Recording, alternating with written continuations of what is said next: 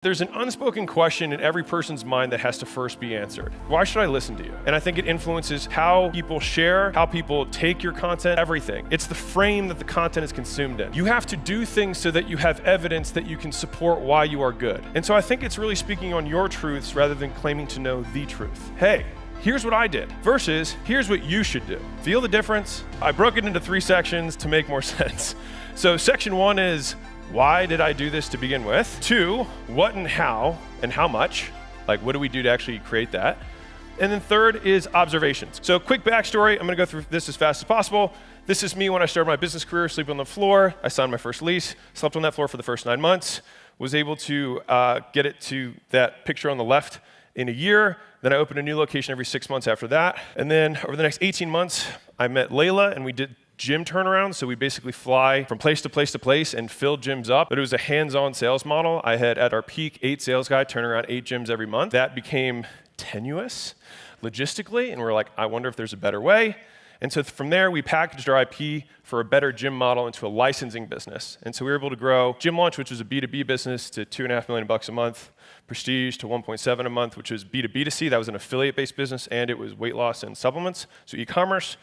Then we scaled Ellen to 1.6 million a month, which was B2B2C, and we just recently sold that for 46.2, and we just sold that one last year as well, which I'm not allowed to say the number, but there you go. Then we started Acquisition.com, which right now does about 13 million a month. So right now we grow $3 million plus internet businesses into $30 million plus sellable businesses. That's kind of what we do now. And so hopefully you're probably asking this question, which is like, what does this have to do with growing video or growing with video? Jack.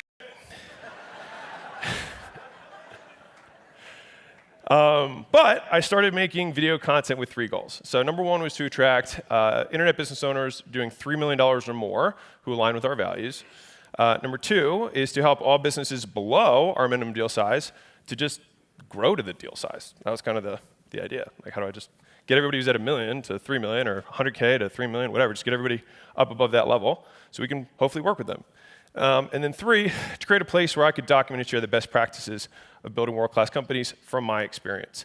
And like, we're not the Elon Musks and the Bezoses and all that, but I wish that those guys had documented what they had done. Like, how cool would it have been to see like the vlog of Amazon in 1996, right?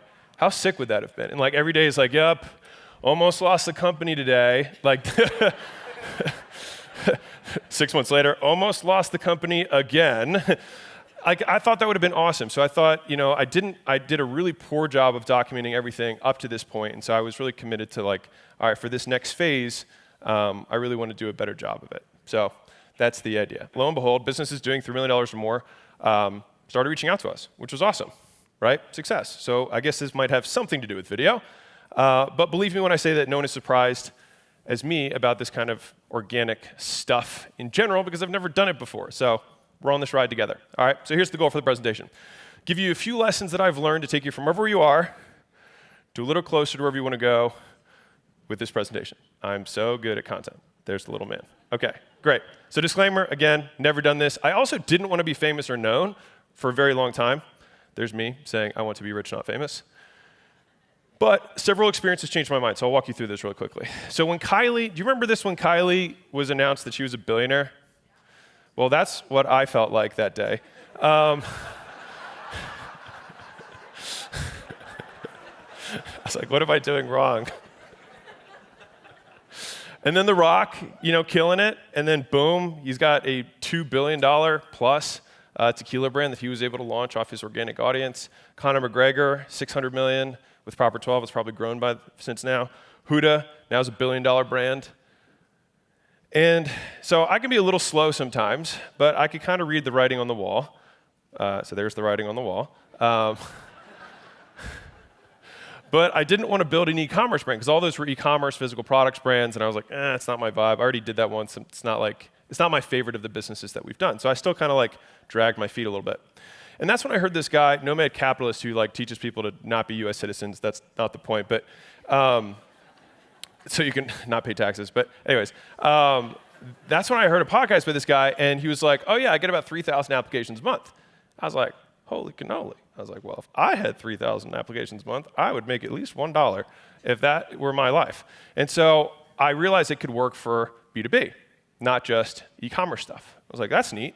And then I heard Neil Patel was doing $100 million a year doing B2B agency services, all off inbound. I was like, okay, this might make sense. And so again, I still was like, all right, so it does work for B2B, organic stuff works, but I still didn't really want to be famous. That was not my vibe. And so I met up with dear friends of ours, Lisa and Dean Graciosi, and we had a conversation that was kind of the last straw here.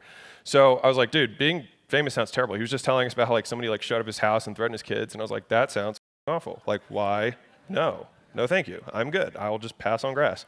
And so he's like, if getting harassed and attacked is the price I have to pay for the, it's supposed to say impact. That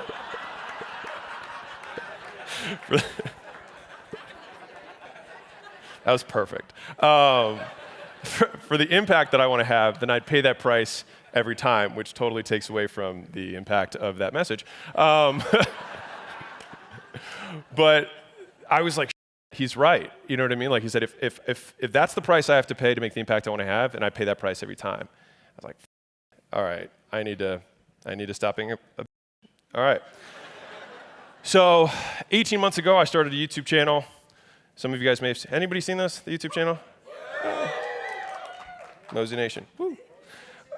And so I built 2 expensive studios to launch this thing. I started making 3 videos a week. Side note, important lesson that I learned on a vacation, that really one did better than my really fancy one, which then taught me that what's inside the content matters more than the wrapper. So for anybody who's like worried about getting started, about making it look right, I don't think it matters. I mean, I think it matters a little bit, but it's 80-20, so focus on the 80. All right, and so I continued my very steady growth for that period of time, which is great. Recommend. But you know, in the first 12 months, we went from 600 to 70,000 subscribers, which was cool. And so things were going smoothly until one day I had a chat with Grant Cardone about branding. And it reminded me that all the lessons that I learned in business applied to all this organic stuff. And so I was on this call with him, and I have the full video on my YouTube channel if you want to check it out. Yeah. He was like, bro, I'm not even going to try. He was like, bro, pull up your Instagram. And I was like, okay. He's like, pull up my Instagram. He's like, I got 10 times the content as you. 10 times. He's like, bro, it's volume, bro. Volume. And I was like, that's deep.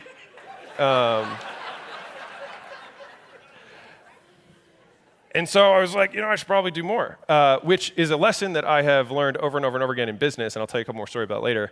But like, so many times we're doing the right stuff. We're just doing way, way too little of it. Like, I'll tell you a quick story, which is not on this presentation, but when I started my first gym, I was told that I should put flyers out. And so I went, you know, I'm like really, you know, full of piss and vinegar. I was like, I'm going to go do it. So the business owner who told me was more successful than me, et cetera. And so I went, I put the flyers out, and then like nothing really happened. So I met back up with him a few weeks later, and he was like, hey, how'd the flyers work? And I was like, you know, I got one guy who called me and said I picked up his car. That was it. He's like, well, what was your test size? I was like, I was like, well, I mean, I put 300 out. And he was like, dude, our test size is 5,000. He's like, that's what we test with. He's like, and then we do 5,000 a day. I was like, oh. Noted.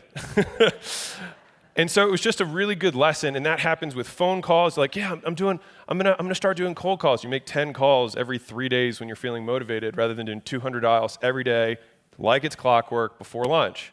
You know what I mean? The level of effort difference is not like 2x or 4x. It's like 50x. It's a lot bigger, and most people dramatically underestimate the amount of volume and effort that is required to get to where you want to go, like dramatically. And so I have so many lessons that this repeated, and I was taught yet again in a different sphere that I'm not familiar with that this was true. I'm also wearing the same shirt. So I decided to take his advice and dramatically increase the amount of content that we created and how many places we displayed it, right? And so before I tell you, who wants to guess how many pieces of content we started putting out weekly after that call? 25? 10,000? Less than that. I would be so much more famous if I put 10,000 out. What was that, 100? Good guess. So we went from 7 pieces of content a week. I did 3 on YouTube, and then I just repurposed the same 3 on a podcast. to 80 content pieces a week. And for scale, if you remember the first line that I showed you way before, the top of that is that purple line from the first graph I showed you. And so pretty cool. And so this is what happened in those 6 months. We added 300,000 subscribers on YouTube, 7,000 followers on Instagram. Still haven't really cracked that one. 350,000 on TikTok, 150,000 buyers, which is cool, on Amazon for the book, 350,000 followers on Instagram, 100,000 on Twitter, and 400,000 downloads a month on the podcast. Cool, right? So basically a million person audience within that 6 months. And because I am more of a business guy than I am a quote influencer creator, this was what I cared about. So the net traffic result for us was web traffic went from basically non-existent to about 100,000 unique clicks a month to the site, just organically. Pretty cool. Number 2 is the subscribers, so I told you before. And then this is one that's really cool. For who here runs paid ads? Can I get a, okay, some of you, cool. So this will resonate with you. So in the businesses that I had, at a $25 CPM, we were getting $2 million a month in exposure for free. Not only not free, we're getting paid to do it. Crazy. Like I'm beside myself still because I think it's insane. So the fact that this opportunity exists right now is literal insanity to me. Like we're getting paid now to market. Like what a world, right? And so the business result from that is that we get about 400 companies a month that apply for acquisition.com so we can help them scale. And in that time period, we grew from 7 million a month to 13 million a month. And disclaimer on that is that part of that was just the companies themselves grew. It wasn't like new companies. But still a lot in 6 months. And so if you're anything like me, you're probably thinking, well, that's really great for you, Alex, but what about me? Which is why I made section 2, which is how and how much, all right? So here's where you come in. All right, so let's start with how much. So just a reminder here in terms of time, I'm not like a creator full-time, so it's like 93.7 is probably the amount of time that I allocate towards this. And so money-wise, this costs me $20,000 a month to do. All right, you can scale this down however you want. I also don't have a tremendous amount of time that I allocate towards it, so I have to compensate with that with money. You could probably do this on your own. This is how I do it. So we have a Twitter editor, a YouTube editor, a LinkedIn editor, a podcast editor, and an IG and TikTok editor. All right, and there's 2 of us, so times 2, so it's actually 40,000 a month for the both of us. Okay, the amount of time that it takes me is 2 days per month and 4 hours per week, and that is what I dedicate towards this. And so, quick recap, I have a daily mind dump, which I'll show you how I do it in a second, because I'm going to show you the whole model. I do a weekly Twitter review. It takes me like 4 hours, because Twitter is actually really important to how I do all this stuff, which I'll explain later. And if you guys aren't on Twitter, it's my favorite platform. But we do 1 day a month of recording, and then for shorts, and then 1 day a month, it's usually like a half day. I'll do like 4 to 8 YouTube videos, the ones that are direct to camera, and that's it. That's the jam. So that's the how much. That's my investment. That's my cost to do this. And so here's the how. And so this is the content creation model. All right, that's the big visual, and those are the bold bullets. Fantastic. Let's start with the first one. So test, record, inject, contextualize, distribute. So the old way that I used to do content was I would just have this ongoing email thread to myself. I don't know you guys have like notes or like a chain to yourself, because you probably get ideas. You're in a conversation. Oh, I should make a piece of content on that, right? And then you email it to yourself. And that's how I did it for a long time. And the new way is the Twitter way, which is being blocked by the thing because it formatted weird. But I post all of those ideas as tweets on Twitter rather than just sending them to myself. And so all of a sudden, what used to be my inbox is actually just my like tweet thread. All right? And so I tweet about 5 times a day-ish. And the nice thing is that Twitter is a very forgiving platform. So it's just like stream of consciousness, and it takes notes. You don't have to pick videos or captions. I like it because it's just thoughts. I love Twitter so much for that reason. And so I'll post this stuff, and I'll be like, okay, those are the ones that people thought were interesting. And then the threads become long format, and the shorts become short format, or the tweets become short format. Pretty simple. Step 1. Everyone following with me so long? Yeah! My man. And we feel like they could do that? All right, doable. Yes. Second step is recording, right? Why am I doing both? I realized this because you're like, why do you do short stuff? I was kind of against shorts, and then I realized that I've never actually consumed anything from Gary Vee that's long. But I like Gary Vee a lot. And I was like, well, I guess that worked. So That's why I do both. Right?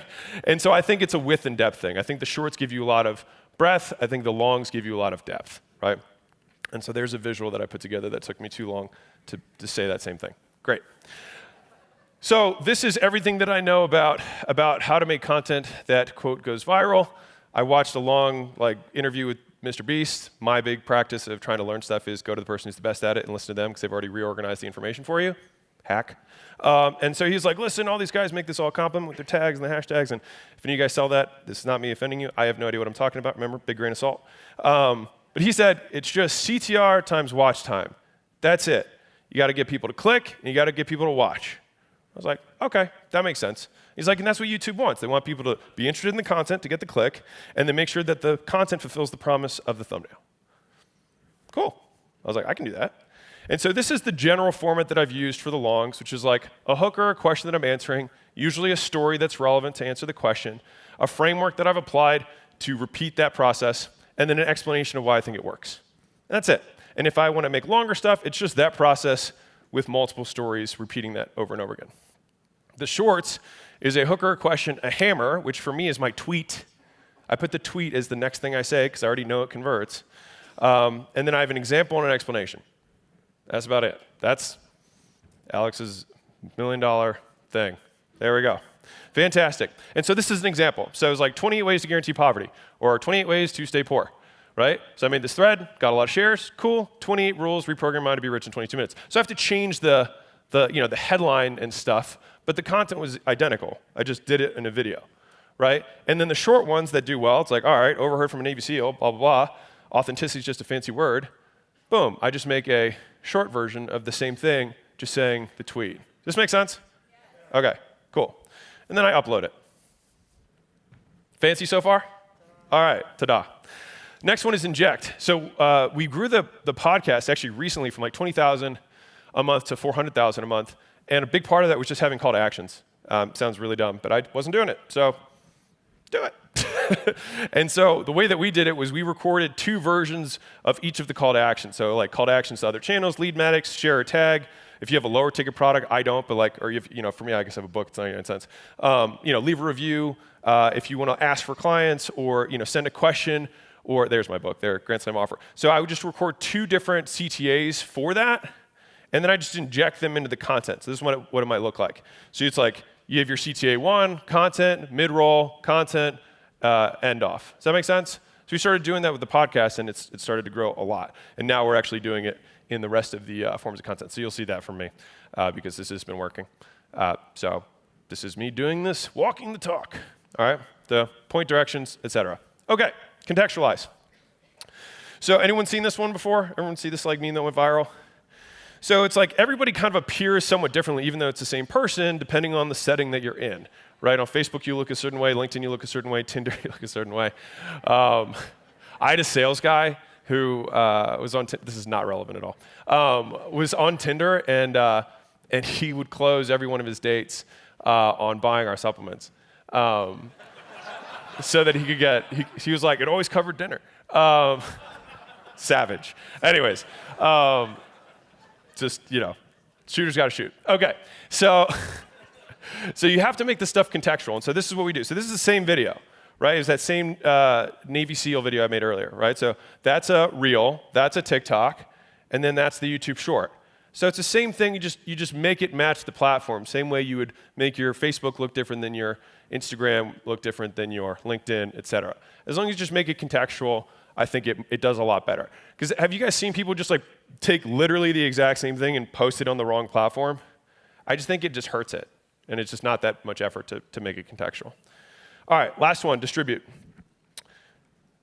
Then we distribute them. All right, so we went from 7 times a week to 80 times a week in distribution. That was the result over that 6-month period, which was a lot of growth. Awesome. And so we 10x the inputs, and we got 10x the outputs. Surprising. Right? So who here would like 10 times the output? Well, then you can just 10x the input. All right. Good talk. So, quick recap.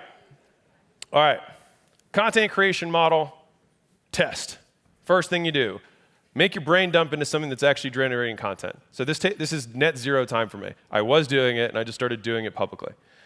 Number two is that once I have the stuff that's winning, I record it. I record the threads as longs. I record the tweets as shorts. From there, the team injects the call to action so that I can direct the traffic whatever way I want to direct it, right? Four, and big one on this last injection thing, like, if you don't do this, because I wasn't, you get all of these impressions and like eyeballs and stuff, and you'll get followers, but like you don't drive a result. Which again sounds silly that I wasn't doing this, but I told you at the beginning, you guys are better than I am at this. Number four was contextualize it. I just think it works a lot better. And then finally, you cut it and increase the volume. Cool? That makes sense so far? Yeah. Great? Fantastic. So was that helpful? Yeah. Okay, cool. So that concludes section 2. How much and how? Fantastic. Observations. I was going to call it musings, but then I thought no one would know what that meant. So I just gave you the traditional lip service on a content generation model. It's kind of boring, and I don't think it's that interesting, which is why I tried to get through it quickly, because a lot of people will ascribe that as the reason that we grew a lot, and I don't think that's why. But I'm presenting it because I would end up getting a zillion questions about it, and so that's why it's there. Well, I hope you were enjoying today's session, and I wanted to let you know that if you are loving content like this, then you definitely need to go to 21videotips.com, where you can actually get 21 more video marketing tips just like this from industry experts like Patrick Bet-David, Vanessa Lau, Pat Flynn, and Alex Hermosi, and so many amazing video marketers of our day. They're sharing their best kept business building secrets inside of this masterclass and free downloadable guide. So just head over to 21videotips.com to get instant access for free and learn how you can level up your business and brand. That's 21videotips.com. Now let's get back into today's content. I think the real reason that we were able to grow, so I'm going to put my real hat on for a minute, is that, and again, this is my 2 cents. There you go. Is that there's an unspoken question in every person's mind that has to first be answered, which is, why should I listen to you? And I think it's one of the most profound questions. And I think it influences how people share, how people take your content, everything. It's the frame that the content is consumed in. So I'll give you a real world example. Imagine you're talking to a guy, you don't know anything, and he's just talking about business, and you're like, oh, that's cool. And then 2 seconds later, it's like, dude, that guy's a billionaire. All of a sudden, you're like, right? The frame matters a lot. Elon Musk makes a tweet that's like, I'm on the toilet, and it gets 500 million shares, right? This guy's hilarious, right? It's because it's Elon, right? And he has a brand that he's established, and there's context there. And so I think that we should have this question answered for ourselves and our prospects before creating content, all right? And so imagine for a moment that I had done this whole presentation up to this point, and I had a 1,000 person total audience between all of those platforms. Same presentation. How different would that feel, right? Just imagine, dude on stage, you don't know me, and I have 1,000 people on Instagram, and that's it. Same presentation. You would receive it differently, right? Right, I would, because I would think it was stupid, pointless, preachy, better than thou, full of, and if you're so good, why don't you do it? That's what I would think, right? And so we have to answer the question, why should I listen to you? And I think a lot of you are making content from a weak frame, and that's just what I see. That's just me witnessing it. It's like the 18-year-old relationship coaches. You know what I mean? They're real. They're out there. Some of you are here. You can being real, right? Or it's like the business coaches that are doing $5,000 a month.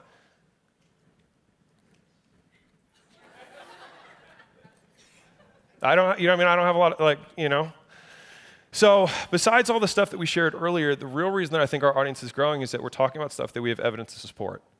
That's the real, right? So all the shit I said earlier, sure, you can do that. That worked for me. You might not like Twitter. I like Twitter because it's easy for me. If it's not easy for you, don't do it, right? Which is why this worked for me this time, right? That's the context.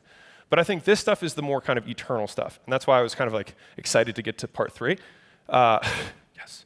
And so I think it's about having the evidence for your others and most importantly for yourself, right? We built these other companies first before ever talking about how to build companies, right? And so if you're like, great, Alex, nice for you. So how do I make content if I'm just starting out? Excellent question. So there's 2 frame shifts that I think have to occur. Do, then talk, how I versus how to, and give versus get. All right, so let's start with the first one. So who here hates this, right? How to live an amazingly happy life and get everything that you want from somebody who is doing this part-time and is still cutting hair, right? There's nothing wrong with cutting hair, but it probably wouldn't make you an authority on this matter. Does that make sense? Some of you are doing this and wondering why it's not working. You're like, oh man, my stuff's so much better. It honestly doesn't matter. It doesn't matter. Because if I had 1,000 people on stage, like on my followers, and I made the same presentation, you wouldn't give it. Like I'm trying, like real, right? And so there's a better way, I think. All right. So this is Alex's crazy content creation model, trademark pending. All right. Step 1, do. Step 2, talk about what you just did. I know. And then do bigger. This is a complex model, I know. We're getting to it. So here's how it looks in the real world, all right? Hey, here's what I did versus here's what you should do. Feel the difference? This is what I did. If it works for you, awesome. If it doesn't work for you, no sweat. Here's 20 of my clients. This is the stuff that I'm doing with them right now. Rosie was struggling with some skin condition. We started giving her magic pills, and look at her skin now. It's amazing, right? But like this is what, it might not work for you, but this will work for her, and this will work for him, and this will work for my clients, right? Not what you should do. As soon as you point out, people hate you. Because it sounds like you're preaching. It sounds like you have an ego, and I just don't think people like that. And so I think it's also switching from I'll switch the other way. Switching from how to how I. So how to build a massive social media following to how I built the following that I have. Feel the difference? It's really small, but really big in terms of how people interpret your message. Because it's like, thanks, man. I appreciate it. I think that what happens is when you say it that way, you're like, you're pulling back and saying like, hey, like, I hope this serves you in some way. Like this is like me opening the kimono, this is the stuff that's working right now for me. Whereas the other way, you're at the pulpit commanding, giving demands and commanding people, and I just don't think people like that. I mean, how many people, their entire Instagram feed is people shaking their finger at you, right? It sucks. I hate it, right? And so I think it's really speaking on your truths rather than claiming to know the truth. And I think there's a point I probably make later, but I'll bring it up now, is that everyone is unquestionably an expert on your own life. No one can question that. If I say I had oatmeal for breakfast this morning, I am untouchable. I mean, oatmeal's kind of lame, but from a factual standpoint, like no one can challenge me on that. Like this is what I eat every day. No one's gonna be like, "F you, Alex," like, harming the planet. Right? They're not going to say that because like that's real, that's true, no one can touch that, right? But as soon as I say you should have oatmeal for breakfast, you, right? It's this big of a difference, but it makes all the impact in the world in terms of how people receive the message. So question, who here makes the content because they want to become famous and feel good about themselves? Ooh. Or who here is making stuff because they want it to be received and help the audience? Right? And so the thing is you have to feed them and not you. And I think if you can make that shift, I think, in my opinion, it will be more effective. And so if you look at the biggest influencers in the business space, because this is the space that I'm kind of in, you look at these guys, I mean, shoot, half these guys are talking here. So congrats to the event, it's awesome. I'm very honored to be on stage with them. So that's the ACCCM at work, the Alex Crazy Content Creation Method at work, by the way. talk about the you did. Which one of these guys made money from their social media following?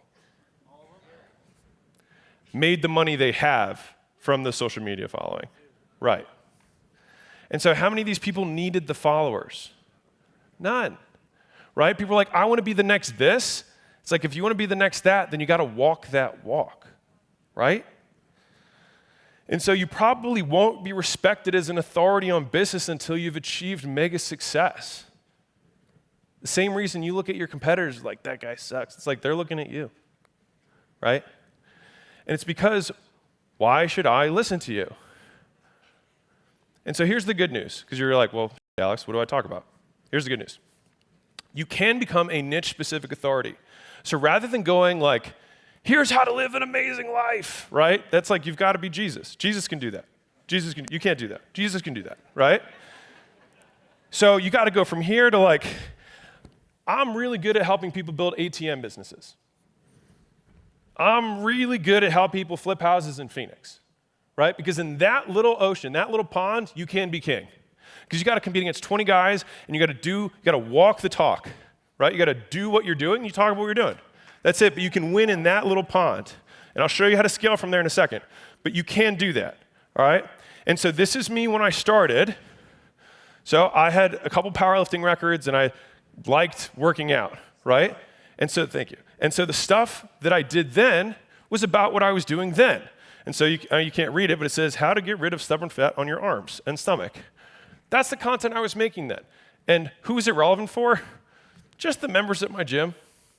But that was my way of adding value, and I already had rapport with them. So they're like, if I'm going to learn about this identical topic from 100 different people, I'd just rather learn about it from you because I like you. And I had values-based rapport, not expertise.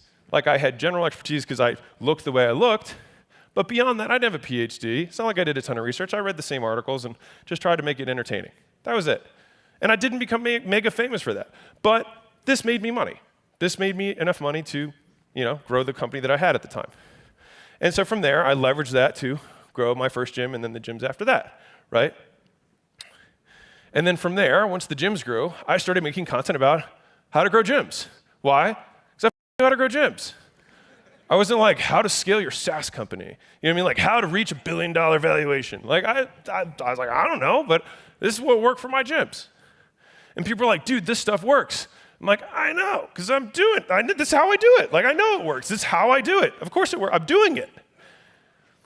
Here's what's crazy. So many people are talking about and teaching stuff that A, they have never done, and B, they are repurposing someone else's content and making a version of it. Some of them are you. Right? And that's the thing is like when you start talking the theoretical and trying to teach something, it's how to rather than how I, right? So if you do the thing, then you just talk about what you just did. Now, later on, I think it's the capture don't create, document don't create concept, but I understand that takes resources. Like it takes money to get people around you to document your life and all that kind of stuff. Like that's expensive. But I think just even doing recaps of like, this is the stuff that's working right now for us in this context. People are like, thanks. You didn't have to do that. Thanks for sharing that stuff that's working for you. Rather than how to. And no, if you do it that way, you will not gain a mega following at first. But you will accomplish it, which will set you on the path for you to be broader later. So the Gym Secrets podcast became the game. Then I published from the Gym Launch Secrets book, which is how to build a profitable gym, to the $100 million offers book. And the difference in scale was pretty tremendous. That's my Gym Launch Secrets book, but I still think it's a phenomenal book, by the way. To that book. And that book's done that in less than a year, and that other book's been out like 4 years. And so it's not bad, it's just sequence. People try and go out of sequence. They try and say like, why am I not Tom Bilyeu? Why can't, I'm doing everything Tom Bilyeu's doing, except for building Quest. Oops. Like, that's why what he says is relevant, right? Like, you know what I mean? Because the thing is like, we want, everybody here, most people seek truth. Would you say if you were like, raise your hand if you seek truth? Okay, so the easiest shortcut for the brain to seek truth is to look at someone who's the most extreme version and then think, okay, I don't have to apply a lot of decision-making filtering here because now I can just absorb this because I can just take this as fact. Because if Warren Buffett says this is how I should invest, I feel okay about that source. Even if he's like, save your money, spend less than you earn, dollar cost average into the S&P, and don't buy gold, right? Like, he says that stuff and you're like, okay. Now, the stay-at-home teacher who's been saving all of her money could say the exact same thing, but she just forgot to build Berkshire Hathaway.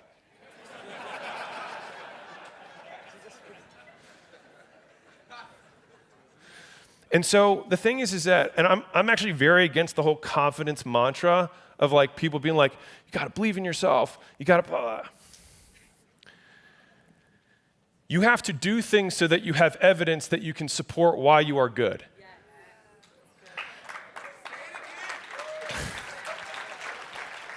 You guys are great. And this is like my favorite line from The Matrix. It's, I think, in the second or third, I can't remember which one it is, but Morpheus is up there and he's like, I feel truthfully unafraid, not because of the path that lies before me, but because of the path that lies behind me. And I think it gives a lot of spiritual strength that, because I got asked on an interview, they're like, how are you so certain? I was like,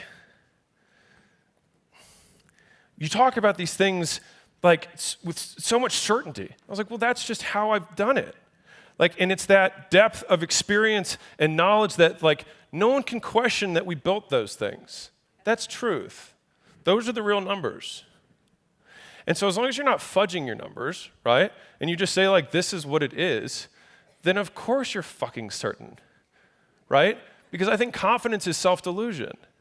It's trying to make up for what you don't have evidence for. And I think it's a much easier practice to stop pretending and start doing the stuff that you should be certain about.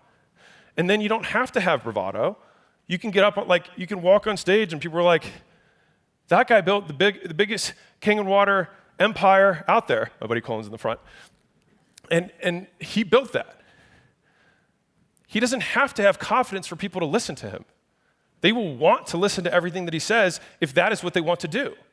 Because they'll just go to the person that's done the thing that they want to do so that they don't have to apply a lot of effort in thinking, and they can just say, I'll do everything this person says, right? Most people cannot separate information from source. So what we do is we just seek out good sources. I think wisdom is built through being able to take from separating information from source. A fool can give you a very wise piece of wisdom or information or a lesson, but it's much harder to do that. And so the shorthand for most of us is just go to somebody who's an absolute authority in this thing that has unquestionably a reason that I should listen to them, and then just listen to them. The downfall of that is that you start taking stock advice from your hairdresser. I'm not bashing hairdressers right now. That's just top of mind, all right? And so you're like, I trust you. What else you got? And then they start talking about things that are not their expertise, and then that's when you get in trouble. And so to the same degree, if you probably have an audience that starts asking you questions, right? Anybody have an audience that asks them questions? Raise your hand. Okay. If someone asks you a question that is not something that you have authority on, I think you gain more authority by saying, I don't have authority to speak on that. And then you gain more respect because this is what happens. Damaging admissions are the single greatest thing that built trust. If I say, I suck at marriage advice, I suck at giving happiness advice, I suck at whatever, but I'm really good at making high returns in the stock market, how much more believable is that than I make really good returns in the stock market, and I'm really good at marriage, and I'm and. When you admit your deficits, whatever comes after the admission of guilt or the admission of deficiency is believed more. So if I say, hey, I really suck at a lot of things, but you're going to believe whatever I say right here, that's a sentence structure for persuasion. And you can use that in all of the content that you have forever. It's also great for negotiating. And so, anyways, I say all this to say, it's the path that lies behind you, not the path that lies in front of you, that will give you the certainty that you want to gain the influence you desire. And so my evolution for me was fitness first, And I just talked about this is what's worked for me. People are like, Alex, how do you eat Twizzlers and cookies all day and have a six-pack? And I'm like, A, genetics. B, I live at a gym. And C, I eat this way, right? And people are like, oh, so I can have cookies too and have a six-pack. And I was like, yes. And that was relevant for me. Some people are like super vegan superstars. Awesome. And they're going to talk about what's relevant for them. And the people who follow will be like, I vibe with that. Cool, right? And so I'm not going to be the best nutrition expert in the world, but in terms of like my little fiefdom, I can rule that, right? And then I moved up because I started doing well there, and people started asking me, hey, how are you growing your gym? I was like, well, this is how I grew my gym. They were like, well, what about business in general? I'm like, I don't know. I've never ran an e-commerce business. I don't know about manufacturing. I don't know about software. I don't know about any of that stuff. But I know how to grow a gym, so I only talked about that. And the amount of people that was relevant for, this many. But for that audience, everything, right? I mean, and just for context here, there are riches and niches. Like, that company made a lot of money. Just saying. Like, it made a lot of money, and it didn't make me famous at all. And so again, the question is, do you want to be rich? Do you want to be famous? Are you trying to serve you? Are you trying to serve the audience, right? And then the last one is like, now we've been able to leverage that initial success to build an e-commerce brand, to build a software brand, to sell those, and then now we have a portfolio. And so now, because we have businesses that span a lot of different areas, I can say, these are the frameworks that we use to build all of them. I hope this serves you. And then people can take that. And has anybody used any of the frameworks that we've, for Mosey Nation, anybody who's been there, have anybody used those frameworks to make more money? One person. Whew, probably not. So a big part of that is that you just get better over time. And so I said this quote, and it got shared a lot. It's like, you're not making as much money as you want because you're not as good as you think you are.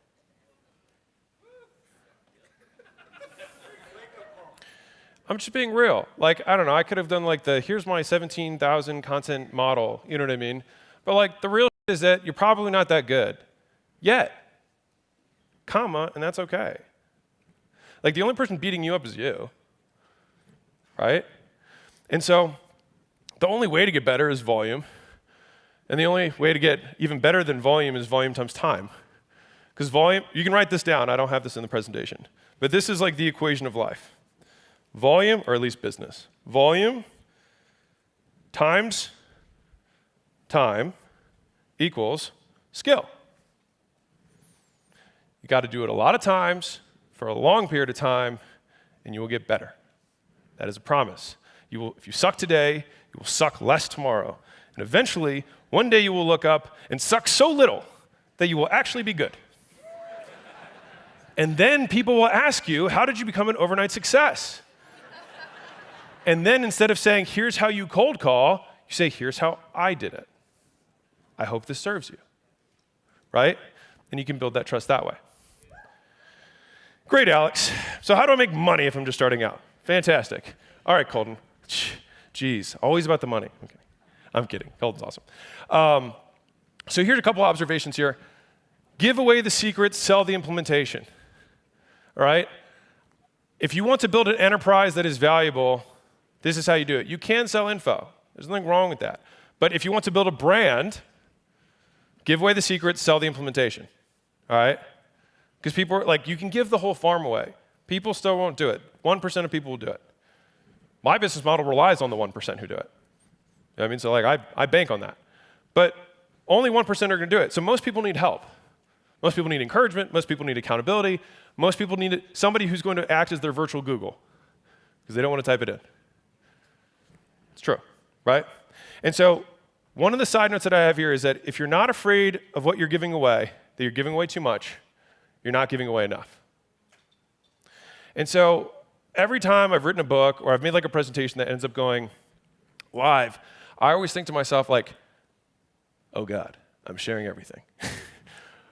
What will they do? They won't need me anymore because I give them this information. They'll just keep living their lives and I will become obscure and nothing and I will die, right? That is what it feels like. I mean, you catastrophize. But that's real, right? It's the opposite though, right? And there's so many things I feel like that I've at least realized for me is a lot of things are the opposite of what you expect. It's like you only gain your life by giving it, right? Like you only get trust from others by trusting first. You only get value back by giving value first. And so if you're afraid of giving away all the secrets that you have, I promise you, if you make content that does not contain the secrets, 99% of people who are the people who are never going to pay you anyways, 99% of people will just think you suck because you give nothing. So you just make fluff because you're so afraid of giving good stuff away.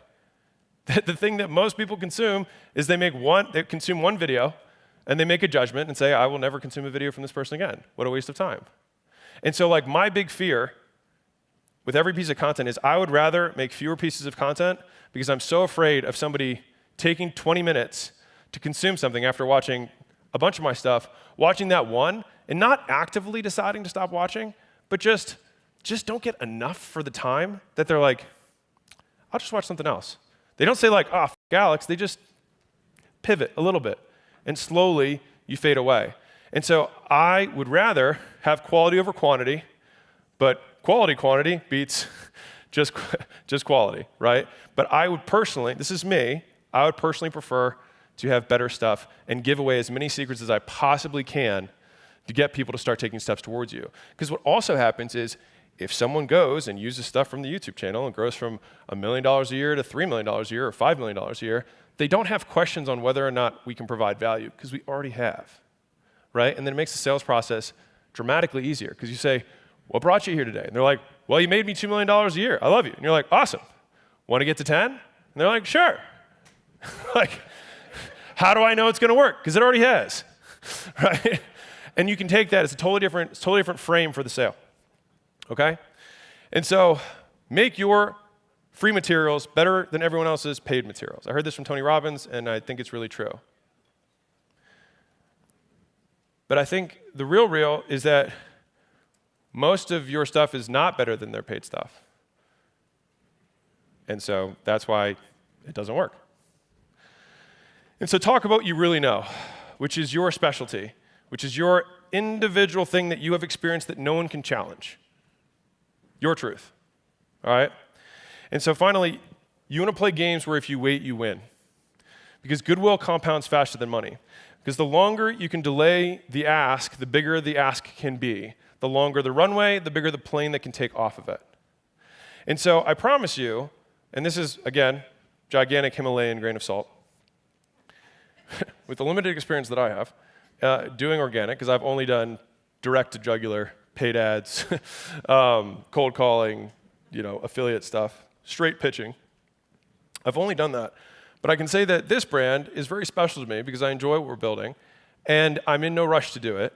And you have time. And so the longer you can wait and keep walking with people, the longer the compounding works in your favor. Like, it's no coincidence that the biggest people in the business space don't need anything from their audiences, right? Because I think that compounding process gets interrupted when you do a hard pitch. That's my opinion. I could be wrong, but that's my opinion. And so the idea is, how can we sell without selling, right?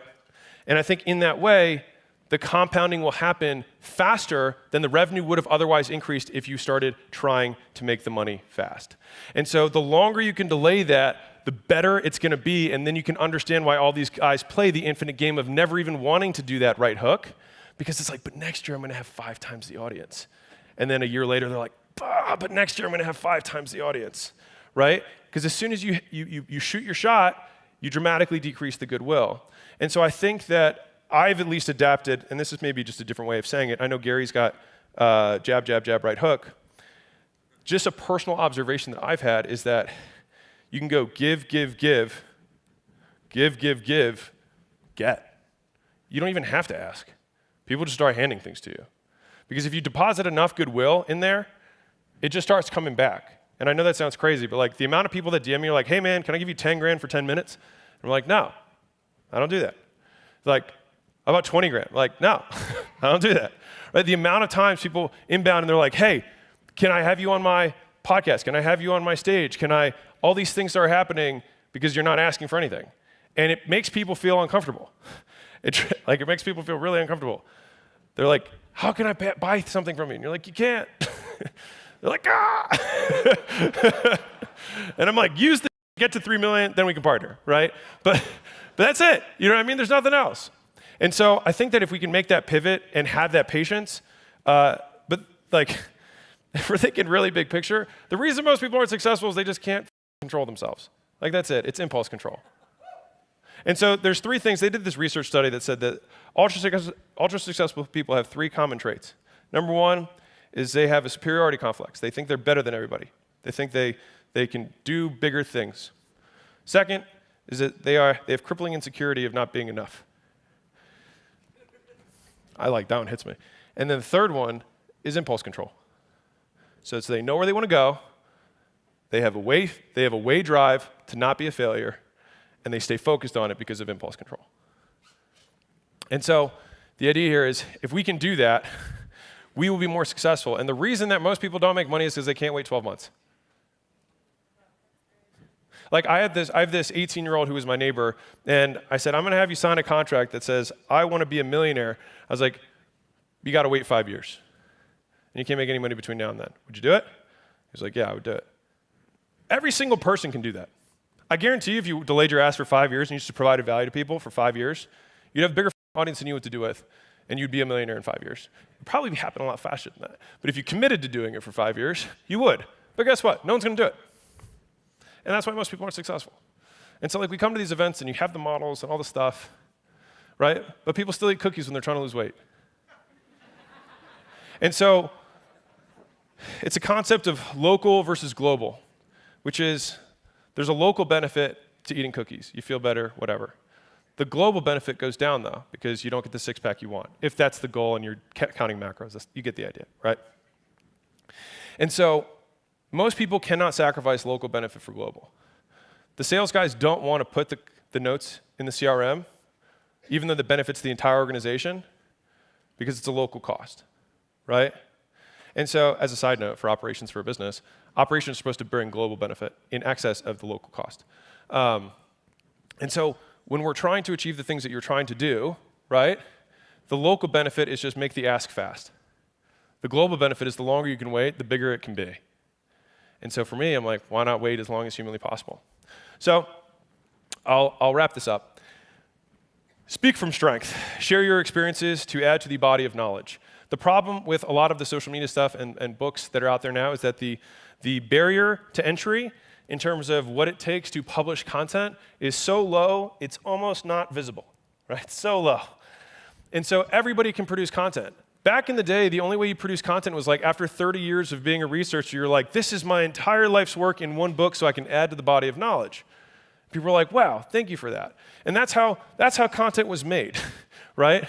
And if you wanted to do a direct, a marketing piece, you had to edit it and put it on a piece of paper and look at it every single way and know that you're going to pay 50 cents for every single person who's going to receive it, and you better be damn sure it's beautiful, right? But people don't want, like, it's so easy now to publish that most stuff is shit, right? Most stuff sucks and is a total waste of time. So just try and talk about the stuff that's not a waste of time that you actually know, so you can add to the body of knowledge. If you say, hey, this is what I did, consider yourself a mini researcher. Like, these are the experiments I ran in my business. These are the experiments I ran in my weight loss clinic. These are the experiments I ran in my plumbing business. Just talk about the experience because no one can question that. Second is that teaching on principles is difficult until you've achieved a material amount in the field, because there are others who will teach it with more depth of experience. It's very difficult to teach business unless you're very successful at business, because there's just another person who someone will listen to more, right? But no one can question what you have done. And if you have done nothing, then do something first and then talk about it. Because not everyone is an expert on everything, but you are unquestionably an expert on your own life, so you can share it.